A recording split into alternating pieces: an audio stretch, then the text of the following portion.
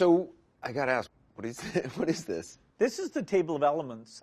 This is what the world's made of. This week on 60 Minutes, we're going to be interviewing Bill Gates. I'm a geek, but you have way out-geeked me. Well, he's fascinating to be around. He's somebody who, is really interested in everything.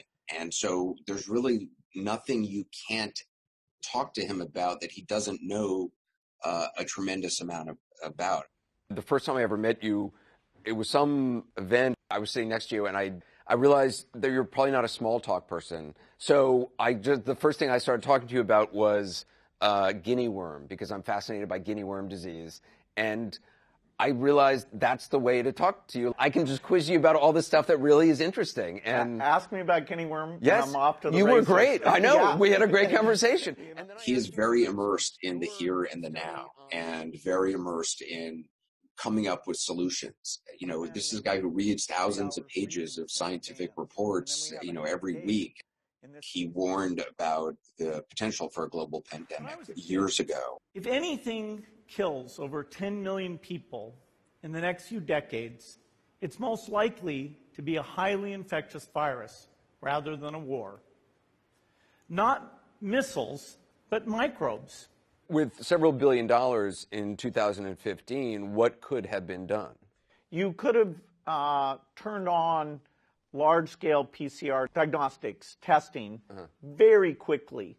And so when people were coming out of China, you could have tested them and quarantined the people who tested positive. Because you would have had the tests already developed? You could have rolled the tests out so quickly. If you gain a month in terms of having that capacity, it's a completely different epidemic for the country. There's really no reason that America should be at the bottom of the list in response to this pandemic.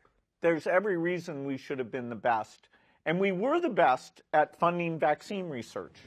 And so the world in that one category benefited immensely from the U.S. Has the speed of the development of the vaccine surprised you?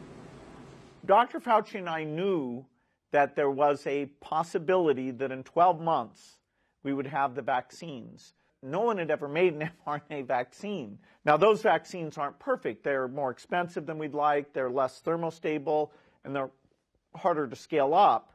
So in the next 5 to 10 years, for the next pandemic, we'll solve all those problems. You say the next pandemic. There will be another pandemic. Absolutely. We don't know when. The risk per year, 2%, 3%. Why are you so sure there will be another one? Well, you roll the dice every year. Eventually, the dice don't favor you. I asked him about the mistrust in science and all, these conspiracy theories that are floating around about him, about the world, about his work with vaccines. And clearly there's frustration there. And I think he's kind of as mystified as anybody about a lot of these conspiracy theories. You are incredibly rational and believe in science. We are now in an age where there is intense mistrust of science. How does one battle that? Well, we have to make the truth more interesting than the oversimplistic conspiracy. How do you do that? There may be some need to slow down the crazy stuff. So there is a need for innovation to think about how you draw these lines, and particularly when you're getting out, exposing to strangers something that might draw them into a series of falsehoods.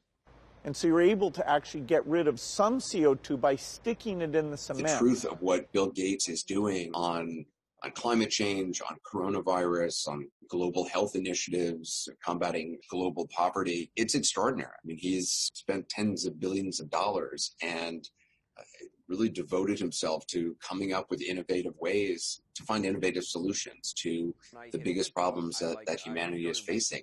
I think you're 65. Do you think about legacy? No, I don't think legacy motivates anyone. I think about, gosh, I've got, hopefully 20 to 30 years where, can we eradicate malaria in this time frame? Can we lay the groundwork for a climate solution in this time frame? And so I feel a little bit of sense of urgency that anything after 30 years, I don't get to be involved in.